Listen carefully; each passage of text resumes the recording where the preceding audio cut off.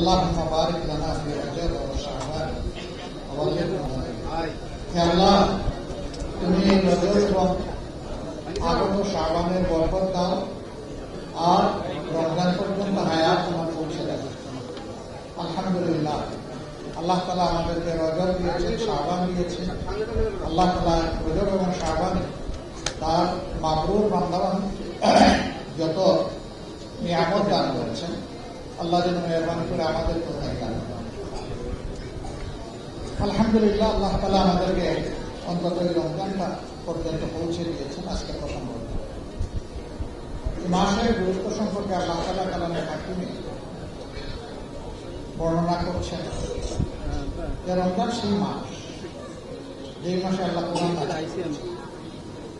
এই কোরআন হচ্ছে হিদায়াত। হিদায়াত হচ্ছে আপনি কোন পথ ধরে চলবেন, কোন কাজ করবেন, কোন কাজ করবেন না, যে গাইড বুক এটা আপনাকে বলে দেবে, এটার নাম হচ্ছে হিদায়াত। এই হিদায়াত আল্লাহ তাআলা যেদিন মানব সৃষ্টি করেছেন সেদিন থেকেই দান করেছেন। প্রথম হিদায়াত কিতাবটা কি ছিল মানব জাতিকে আনেন, কিন্তু প্রথম নবী কে ছিলেন এটা সবাই জানে। আল্লাহ তাআলা যাকে প্রথম মানুষ হিসেবে পয়দা করেছিলেন হযরত আদম আলাইহিস সালাম, তিনি প্রথম মানুষ এবং তাকে আল্লাহ তাআলা হেদায়েতের গ্রন্থ দিয়েছেন। একটা কালামে হাকিম কোরআন শরীফে লেখা আছে, তার জন্য হেদায়েত দান করেছেন। পরে বলেছেন যারা এটা মানবে তারা মুক্তি পাবে, যারা মানবে না তারা শাস্তি পাবে।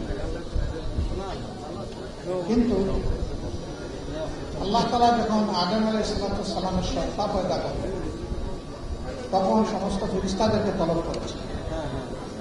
وَإِذْ قَالَ رَبُّكَ لِلْمَلَائِكَةِ إِنِّي جَاعِلٌ فِي الْأَرْضِ خَلِيفَةً। আল্লাহ আমাদেরকে স্মরণ করিয়ে দিয়ে বলেন তোমরা স্মরণ করো সেই সময়ের কথা যখন আল্লাহ তাআলা ফেরেশতাদেরকে তলব করলেন, একত্রিত করলেন আর তাদের সামনে এলান দিলেন, ঘোষণা দিলেন যে দুনিয়ায় আমি আমার খলিফার জাত পয়দা করতে যাচ্ছি। প্রত্যেকটি মানুষ, every individual human being is a representative of Allah সুবহানাহু ওয়া তাআলা। প্রত্যেকেই আল্লাহর খলিফা। আমরা এই দায়িত্ব চাই অথবা না চাই, আল্লাহর পক্ষ থেকে এটা আমাদের উপরে অর্পণ করা আছে।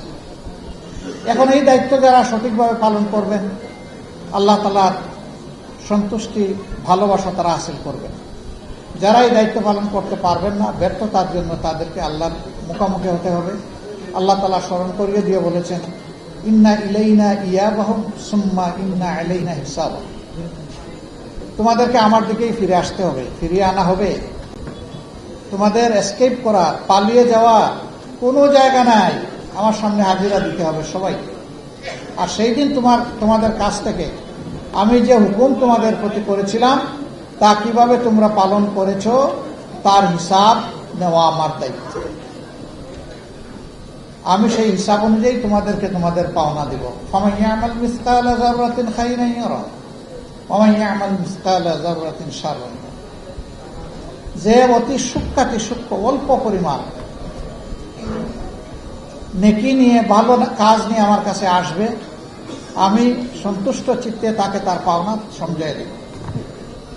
আবার যে বড় পাপ তো অবশ্যই, নাফরমানি তো অবশ্যই, অতি সূক্ষ্ম কেউ দেখে না, রাতের অন্ধকারে সংগোপনে মাসুল পাওয়ার এক্সারসাইজ করে অথবা কালো টাকার বলে, গোষ্ঠীর বলে, ক্ষমতার বলে যদি কোনো মানুষের উপর অন্যায় আচরণ করো, যদি আমার হক নষ্ট করো, যদি আমার মাখলুকের হক নষ্ট করো, তাহলে সেদিন তোমার এই কৃতকর্ম যত ছোট হোক না কেন তারও পাওনা তোমাকে সমঝিয়ে দেওয়া হবে, এটা থেকে তুমি রেহাই পাবে না।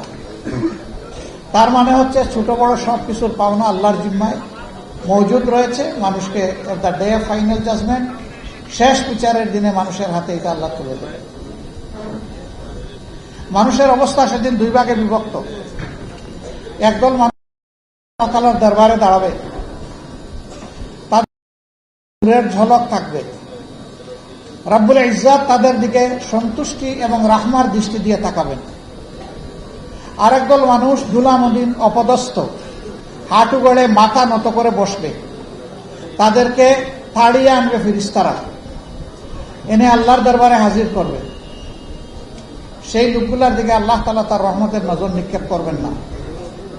তার মানে তাদের জন্য ধ্বংস এবং শাস্তি অবধারিত। যারা প্রথম সম্প্রদায়, আল্লাহ তাআলার পক্ষ থেকে নাজাতের সুসংবাদ পেয়ে, বুশরা পেয়ে, তারা যাবে মাবুদের মায়ার জান্নাতে। আর যারা নাফরমানি করে, আল্লাহ তাআলার সাথে বিদ্রোহ করে, দুনিয়ায় বিপর্যয় সৃষ্টি করে, দুনিয়ায় বিশৃঙ্খলা সৃষ্টি করে, সন্ত্রাস সৃষ্টি করে, মানুষকে কষ্ট দিয়ে অন্যায় অপরাধ করে, দুর্নীতি করে আল্লাহর দরবারে হাজিরা দিবেন, তাদের ঠিকানা হবে ভিন্ন। এই লোকগুলাকে ফেরেশতারা তাড়িয়ে নিয়ে যাবেন জাহান্নামের দিকে। সেখানকার পাহারাদার ফেরেশতা জিজ্ঞেস করবেন, কেন আজকে এখানে এসেছো কেন? তোমাদের কাছে কোনো সতর্ককারী আল্লাহ তাআলা পাঠাননি? বলে, হ্যাঁ পাঠিয়েছিলেন। তাহলে না, আমরা তাদেরকে সেদিন অস্বীকার করেছি, বলেছে তোমরা মিথ্যাবাদী, তোমরা যা বলেছো এটা সত্য নয়, আল্লাহ এরকম কাউকে পাঠাননি, আমরা তাদের কথা শুনিনি, অগ্রাহ্য করেছি। ফেরেশতারা তখন বলবেন, তোমাদের জায়গায় তোমরা পৌঁছে দাও। তাদেরকে উপর করে জাহান্নামে নিক্ষেপ করা হয়। সে দৃশ্য বড় ভয়াবহ। ফুটন্ত পানি আর জ্বলন্ত আগুন, এর মধ্যেই মানুষগুলা দৌড়াদৌড়ি করবে, হাঁসফাঁস করবে, চিৎকার দিবে, কানবে, বুক ফাটা চিৎকার। কিন্তু না, সেদিন তাদের প্রতি সহানুভূতিশীল কাউকেই পাবে না। উপরের দিকে তাকাবে, তাকিয়ে দেখবে সমাজে যাদেরকে কষ্ট দিয়েছিল, যাদেরকে তারা নিন্দা করেছিল, যাদেরকে মজলুম করে রেখেছিল, যাদের উপর অত্যাচার করেছিল, যাদেরকে শোষণ করেছিল, সেই লোকগুলা জান্নাতে বসে বসে হাসছে। তখন বলবে, আমরা তো তোমাদের প্রতিবেশী ছিলাম, সঙ্গী ছিলাম, পরিবারের সদস্য ছিলাম, বন্ধু ছিলাম, কর্মস্থলের সাথী ছিলাম, তোমরা কি আমাদের প্রতি একটু মেহেরবানি করতে পারো? কি মেহেরবানি?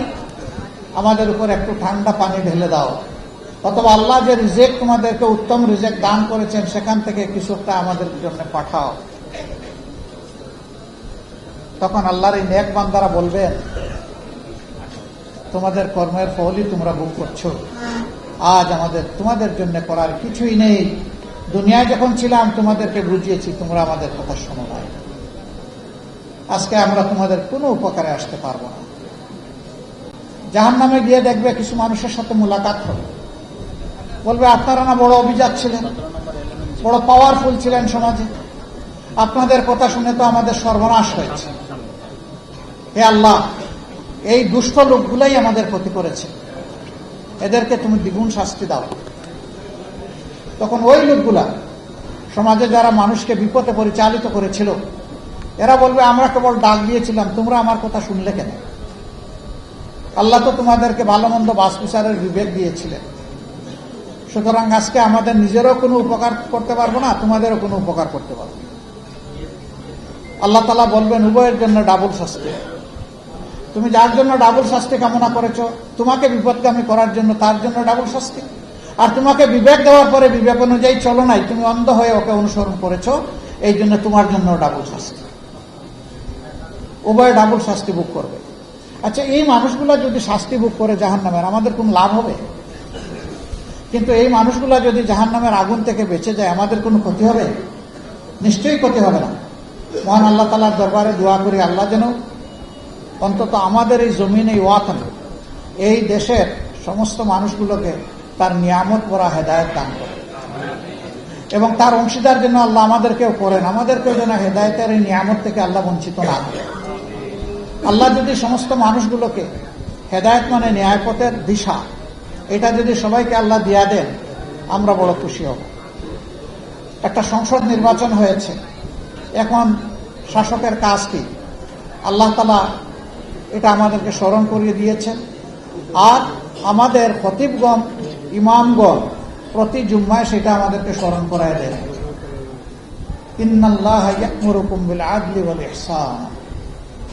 আল্লাহ তোমাদেরকে নির্দেশ দিচ্ছেন, হুকুম দিচ্ছেন, তোমরা মানুষের জন্য ন্যায় বিচার কায়েম করো এবং মানুষের প্রতি তোমরা সহানুভূতিশীল হও, সর্বোচ্চ সহানুভূতিশীল হও, ইহসান করো।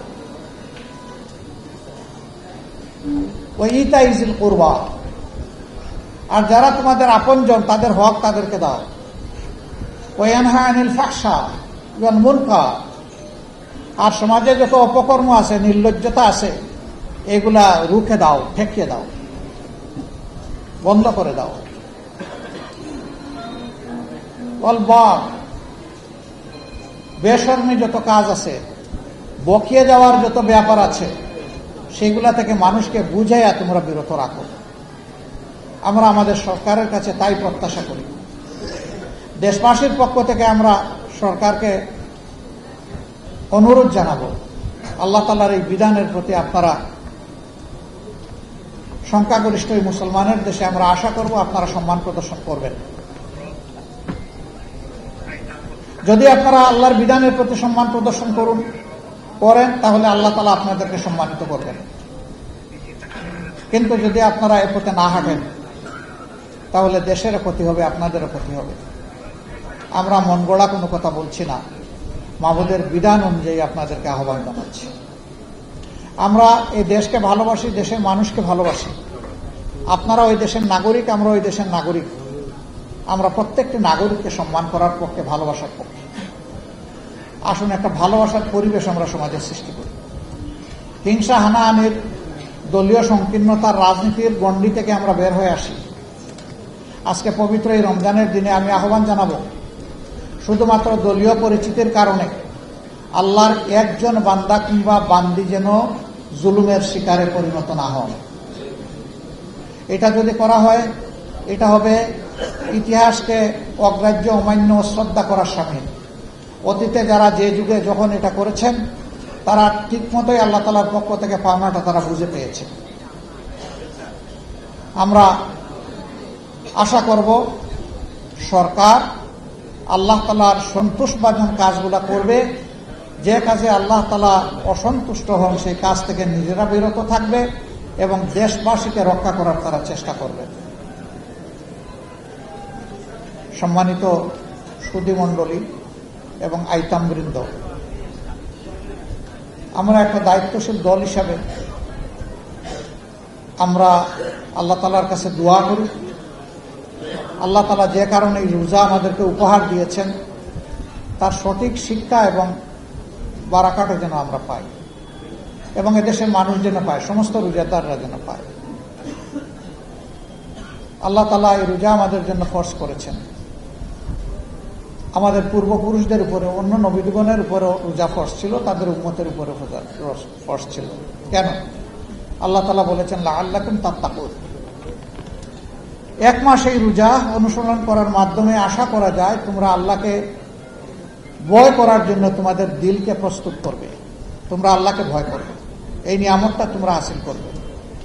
যে মানুষ আল্লাহকে ভয় করে, দুনিয়ার কাউকে তার ভয় করার কোনো প্রয়োজন নাই, প্রশ্নই উঠে না। এবং যে মানুষ আল্লাহকে ভয় করে, সেই মানুষ যেমন আল্লাহর হকের ব্যাপারে সচেতন থাকে, তেমনিভাবে সমস্ত মানুষের হকের ব্যাপারে, মাখলুকের হকের ব্যাপারে, সৃষ্টির হকের ব্যাপারে সচেতন থাকে। আর যে আল্লাহকে ভয় করে না, সে তিনি নারী হন, পুরুষ হন, যে কোনো কর্ম করতে পারে। এটা ভালো, এটা সুকর্ম হইতে পারে, এটা অপকর্ম হইতে পারে। আল্লাহ তাআলার দরবারে দোয়া করি, আল্লাহ তাআলার ভীতির, ভয়ের, তাকওয়ার এই অলংকার আল্লাহ যেন আমাদেরকে দান করেন। সম্মানিত সুধীমণ্ডলী, এই রমজান মাসেও বিভিন্ন জায়গা থেকে বিভিন্ন দুঃখ, ব্যথা, বেদনা, মজলুমের হাহাকার, চিৎকার আমাদের কানে পড়ছে। আমরা নবগঠিত সরকারের কাছে অনুরোধ জানাবো, আমরা একটি দায়িত্বশীল বিরোধী দল হিসাবে দেশকে সামনের দিকে এগিয়ে নিয়ে যাওয়ার জন্য ন্যায় এবং সত্যের পথে, সুবিচার কায়েমের পথে, দুর্নীতিমুক্ত সমাজ গঠনের পথে, মানবিক সমাজ গঠনের পথে আমরা আপনাদের পাশে থেকে আপনাদেরকে সর্বাত্মক সহযোগিতা করতে চাই। এখন এই সহযোগিতা নেওয়া আপনাদের দায়িত্ব। কিন্তু যদি এর বিপরীত কিছু হয়, আল্লাহ রাব্বুল আলামিন যেন আমাদেরকে সামর্থ্য দান করেন, আমরা যেন 18 কোটি মানুষের পক্ষে থাকতে পারি, আমরা যেন আল্লাহর বিধানের পক্ষে থাকতে পারি। এখানে আমরা কোনো আপোষ করতে পারবো না। আমাদের রাজনীতি আমাদের জন্য নয়, আমাদের এই রাজনীতি মানবতার জন্য। মানুষের ক্ষতি হবে আর চুপ করে আমরা বসে থাকবো, এটা আমাদের জন্য অসম্ভব। আল্লাহু আকবার, অনেক বেশি লোড হয়ে গেছে, বা একটু উঠে দেন। আমরা চেষ্টা করব এরকম কিছু দেখলে সরকারকে দৃষ্টি আকর্ষণ করতে। তারা যদি শুধরিয়ে নেন, আমরা অন্তর থেকে তাদের জন্য দোয়া করব। আমাদের পরামর্শ গ্রহণ করার জন্য আমরা তাদেরকে ধন্যবাদ জানাবো এবং সেই ভালো কাজে আবার বলছি আমরা তাদের সঙ্গী হব। কিন্তু যদি তারা না করেন, আমরা সংসদে এবং জনগণের কাতারে দাঁড়িয়ে আমরা কিন্তু প্রতিবাদ করব। যেখানে সম্ভব, যেখানে প্রয়োজন, জাতির স্বার্থে সেখানে প্রতিরোধ গড়ে তুলব ইনশাআল্লাহ। তবে আমরা চাই না ওই পর্যন্ত যাওয়া লাগে।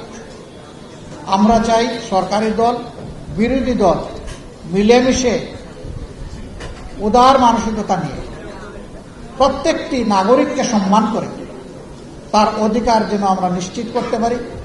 উভয়ে মিলে আমরা সেটাই আশা করি এবং সেটাই আমরা করব ইনশাআল্লাহ।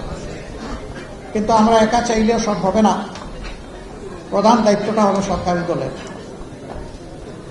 আমাদের পক্ষ থেকে আগেও বলেছি, আরেকবার আজকে এই প্রথম রমজানের দিন আমরা বললাম, আল্লাহ তাআলা আমাদের এই অঙ্গীকারের পর আমাদেরকে টিকে থাকার তৌফিক দান করুন। আজকে যারা এখানে কষ্ট করে এসেছেন তাদের সকলের প্রতি আমার অনুরোধ, মাদ্রাসায় যারা লেখাপড়া করেন তারা বড় সৌভাগ্যবান, তারা কোরআন হাদিস নিয়েই চর্চা করেন। কিন্তু আমার মতো যারা আছে, এই সুযোগ যারা পাই নাই, তাদের প্রতি আমার অনুরোধ, কোরআন নাজিলের এই মাসে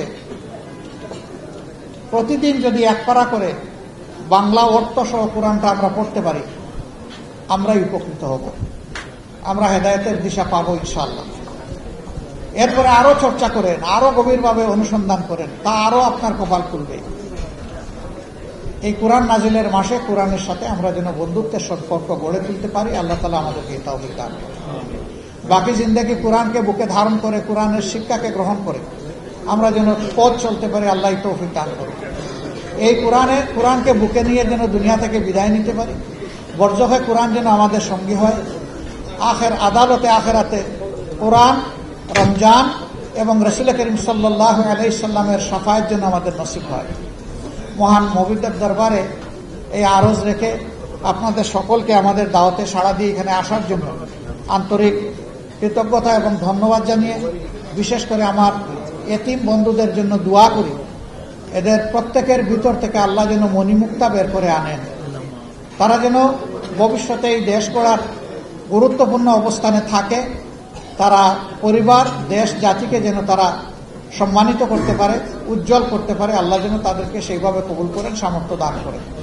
সুবহানাকাল্লাহুম্মা ওয়া বিহামদিকা আশহাদু আল্লা ইলাহা ইল্লা আনতা আস্তাগফিরুকা ওয়া আতুবু ইলাইক। আসসালামু আলাইকুম ওয়া রাহমাতুল্লাহি ওয়া বারাকাতুহু।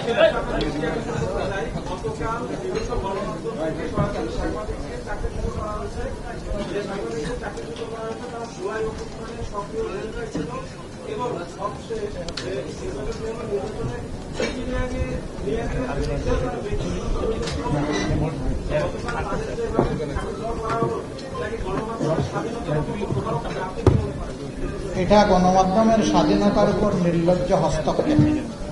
যারা এটা করেছেন তাদের প্রতি আমাদের বিনয়ী অনুরোধ, আপনারা এখান থেকে ফিরে আসুন। যারা যেখানে ছিল তাদেরকে পুনর্বহাল করুন। যদি না করেন তাহলে আপনারাই এক নায়কপন্থী শাসন ব্যবস্থা কায়েম করার জন্য এবং ফিসিবাদ ফিরিয়ে আনার জন্য আপনারা দায়ী থাকবেন। এ কাজ যারাই করবেন আমরা তাদেরকে সমর্থন করব না, আমরা এই কাজের নিন্দা জানাই এবং আমরা দাবি করি, রাইট নাও, শুধু সাংবাদিক না, কোনো একটা সরকারি, আধা সরকারি, স্বায়ত্তশাসিত বেসরকারি প্রতিষ্ঠানের একজন পিয়নের উপরেও যেন সেই আঘাত না আসে। যদি আসে তাহলে এদেশের জনগণকে আমরা সাথে নিয়ে অবশ্যই আমরা প্রতিবাদ করব, প্রতিরোধ আমরা গড়ে তুলব। এটা আমরা মানব না, কোনো অবস্থায় মানব না। আমাদের অঙ্গীকার ছিল স্বাধীন বিচার ব্যবস্থা এবং স্বাধীন গণমাধ্যম, এই দুইটাকে আমরা পূর্ণ স্বাধীনতায় দেখতে চাই। গণমাধ্যম তার মতো করে চর্চা করুক, জনগণ গণমাধ্যমের মেসেজ কিভাবে নেবে এটা জনগণের ব্যাপার। কিন্তু এইখানে কেউ হস্তক্ষেপ করবেন, আমার পছন্দের কথা লিখেন নাই, বলেন নাই, তাই তার এখানে চাকরি নাই, রিজেক্ট নাই, এটা গুরুতর অন্যায়, এটা কেউ করবেন না। আমরা বিনয়ের সাথে অনুরোধ জানাবো এই কাজ থেকে যেন তারা ফিরে আসেন। ধন্যবাদ সবাইকে। আসসালামু আলাইকুম। আজকে তো প্রশ্নের জি একটু বলবেন। আলহামদুলিল্লাহ, আমরা আন্তরিক মোবারকবাদ করছি আমাদের আয়োজনে এসে তিনি আমাদের সেই বক্তব্য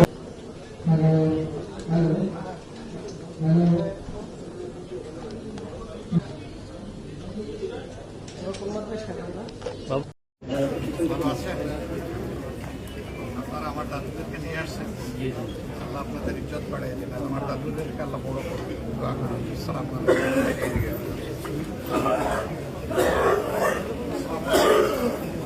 দাদু বাবা ভালো খাওয়া যাচ্ছে মোটামুটি?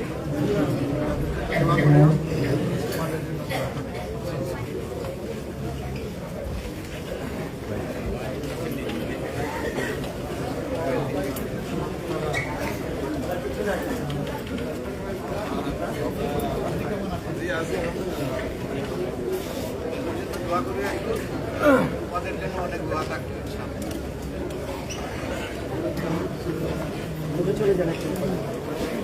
আসসালামু আলাইকুম।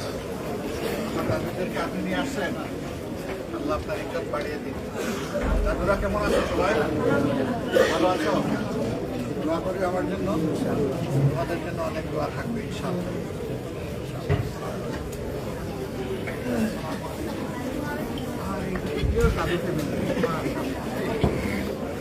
ভালো আছে সবাই? খাওয়া যাচ্ছে মোটামুটি? আম্মুর জন্য ঠিক আছে?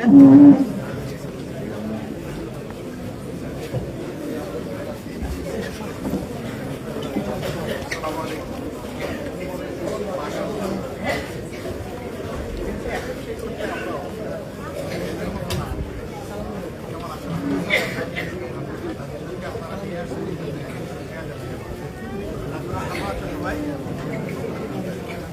আমাদের জন্য আমাদের অনেক দোয়া থাকবে। আমাদের জন্য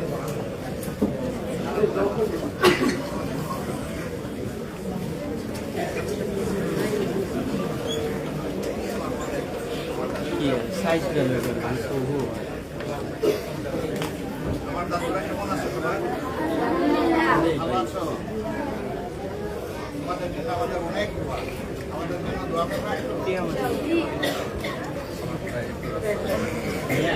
সামনে একদম সামনে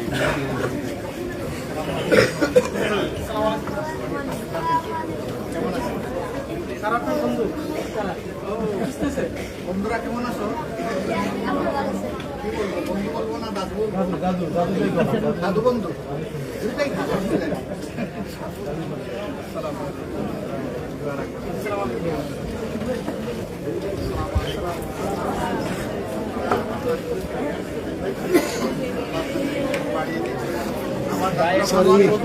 ভাই মুখে ধরে মুখে ধরে ভাই আপনি সরেন সরেন বুঝে রাখো।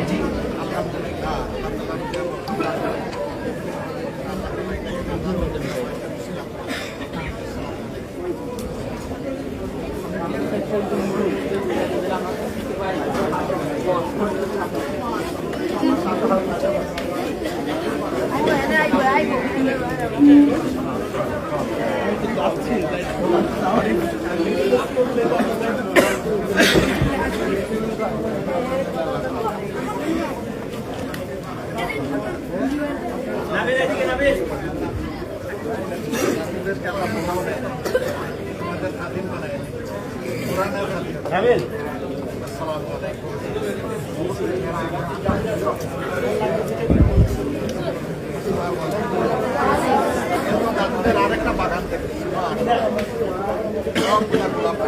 ভালো আছো? আজকে রোজাটা কেমন কাটলো? বেশি কষ্ট হয়েছে? রোজার আনন্দে কষ্ট স্মরণীয় হয়েছে, তাই না? আল্লাহ তাআলা উত্তম জাযাত দিন সবাইকে। দোয়া করবেও, দোয়া থাকবে।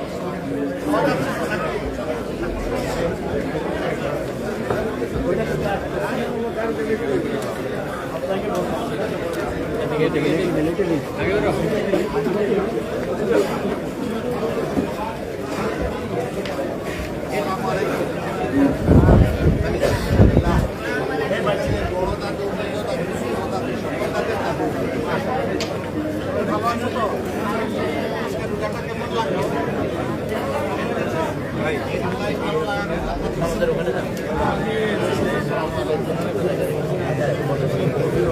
একটু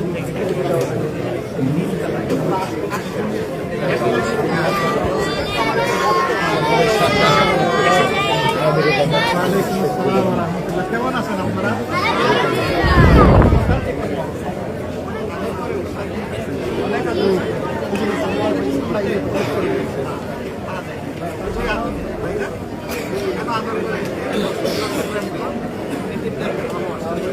না? আল্লাহ তাআলা তোমাদের তো অনেক বড় বড় দোয়া করে। তোমরা আমার জন্য দোয়া করিও। এই মহত্ব আল্লাহ দুনিয়াও দান করুন, আখিরাতেও দান করুন। আমিন। খাওয়া যাচ্ছে? হ্যাঁ, বাদে না। নাম কি মা?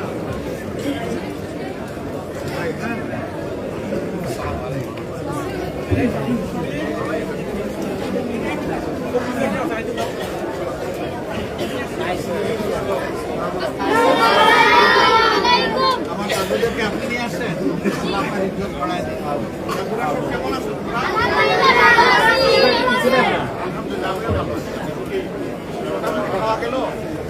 এমনি দান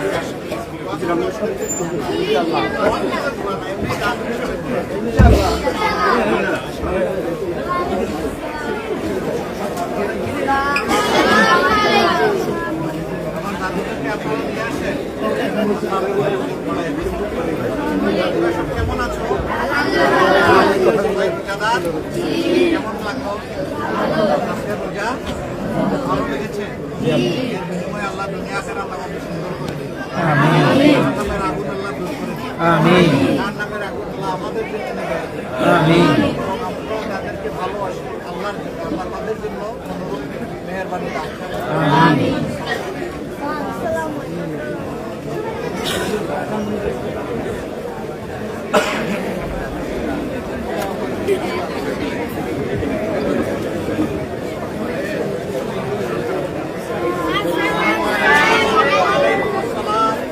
আমার সব দাদুরা কেমন আছো?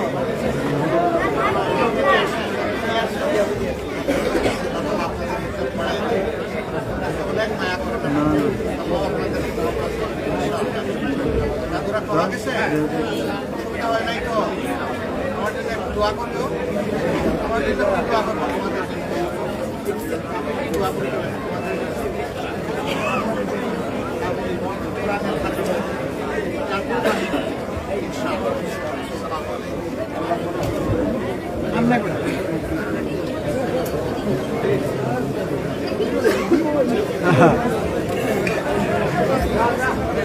ওই দিক দিয়ে ভাইয়া।